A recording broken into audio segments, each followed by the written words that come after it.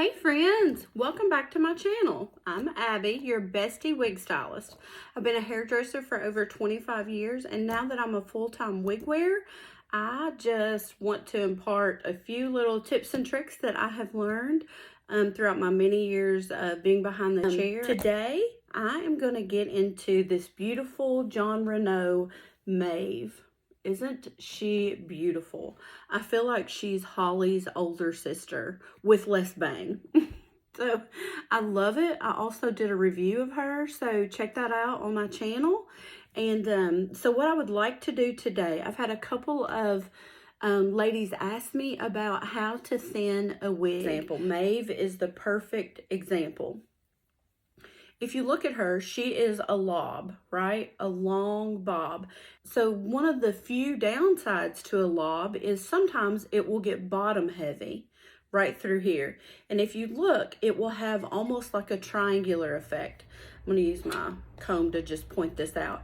If you look here, the hair is closer to the cap. And the reason is because it's all one length, so that weight is mostly bottom heavy. It's not evenly distributed throughout the body of the haircut. If I take just a few, like the top section here, and if I just gently lift that up, can you see how it evenly distributes, how it distributes that hair a little bit better? And that is that look of Holly as well. But if you look at that, you can see how that is a little bit more flattering with the weight a little bit more up here with that helps create some height, which I need. Is we are going to texturize. We're going to thin this gal out. I wanted to do a before and after so y'all can see this overall shape, right? You can see how it's heavier here than it is up here. Watch this. If I take this, look how much, just here's an example. Look how much more flattering this look is on me. Now, isn't that a little bit more flattering? All I did was distribute the hair differently, right? I put it half up, half down, took away some of this bulk, and to me, this is a little bit more flattering. See that? A little softness there. So we're going to texturize, thin out. I'm going to show you all a twist and slice technique.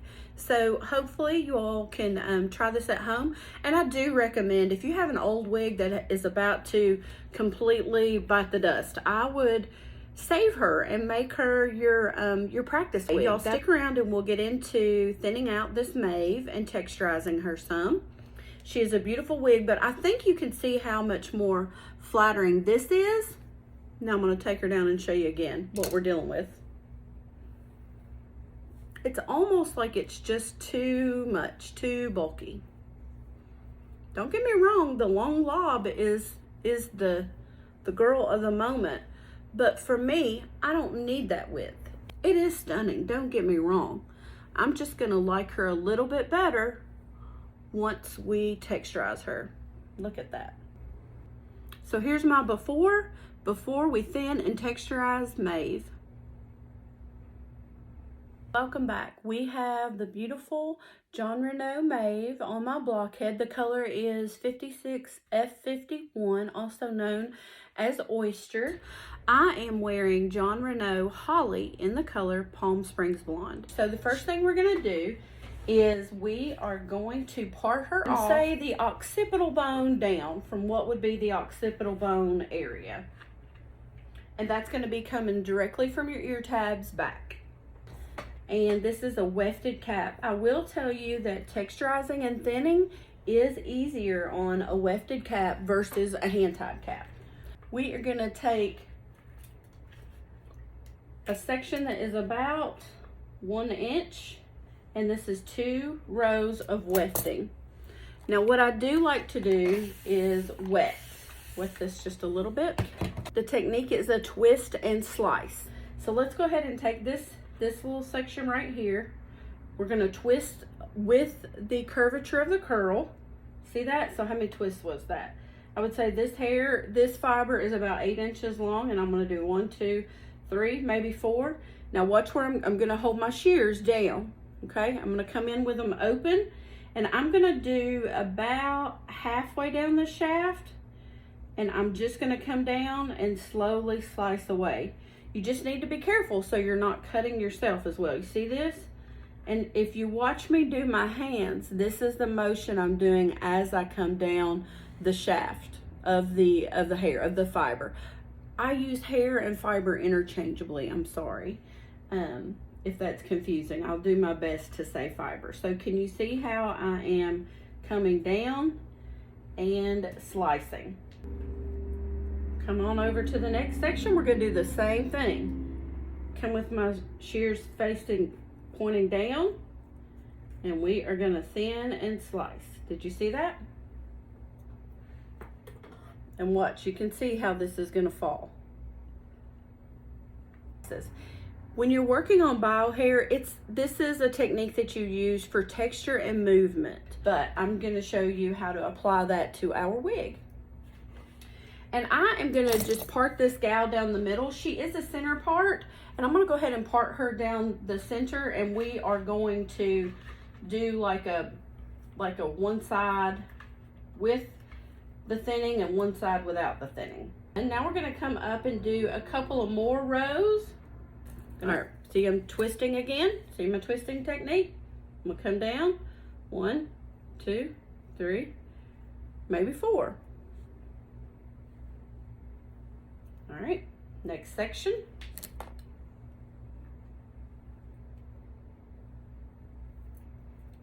The good thing about thinning and texturizing is it doesn't have to be uniform. Like when you're cutting, it needs to be uniform. This does not have to be perfect. See how I'm twisting? Come down here. Maybe I'm doing 4. Looks like I'm doing 4. And I'll show you what I'm getting out of each little section. Can y'all see that amount of hair? Against my sweater, maybe.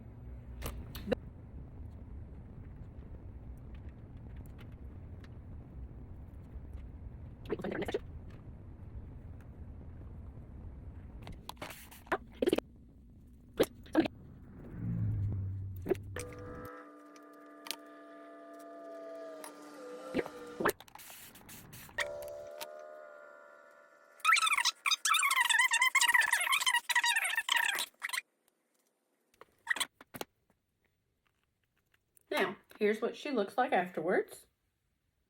Let's put her on and we'll take a look to see what kind of a difference that made.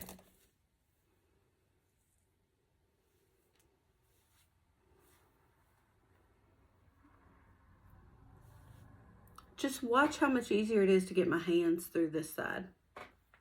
I cannot get my hands through this over here.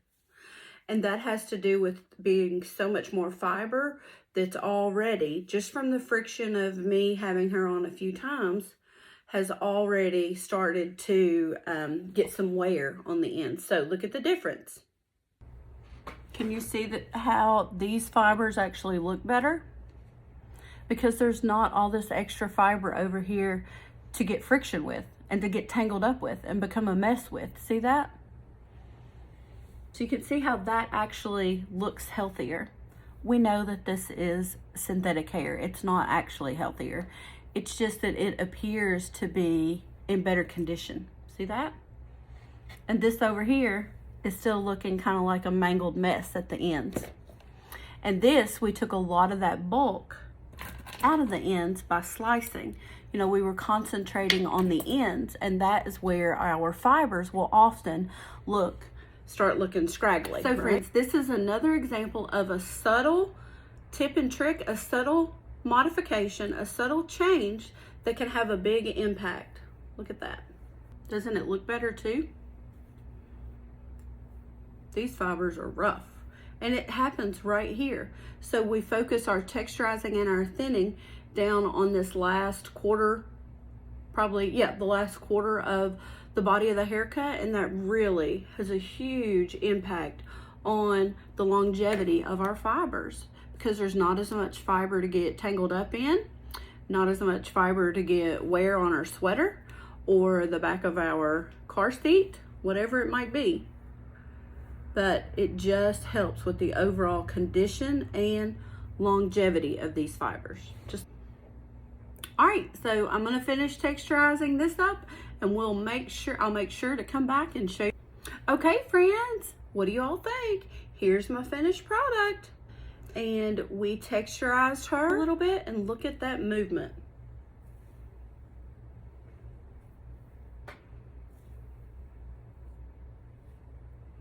We got rid of the triangle effect, and it's definitely more flattering on me at the shoulder area. I don't need that extra width. And also it helps give some longevity to those fibers. I didn't do anything to the bangs.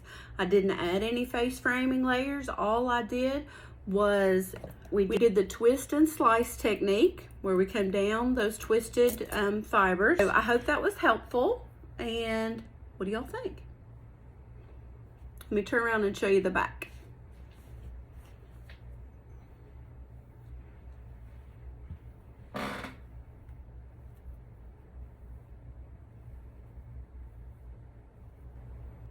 All right, friends, I hope y'all found this tutorial helpful as we texturized this Maeve and definitely made her more wearable for me. It's just perfect. Don't worry, that permatease is still up in there. We can still get that going if we need to, but the fibers are less bulky and just more natural looking. So I hope y'all found this helpful. Guys, thank you all so much. Please like this video and share and subscribe and come back. And also I do have a review of this exact wig. If you want to look back on my channel and find it, it is a beautiful wig. Now she is just customized for me and less dense, and hopefully I'll get lots of wear out of her. Thanks guys, y'all come back and see me.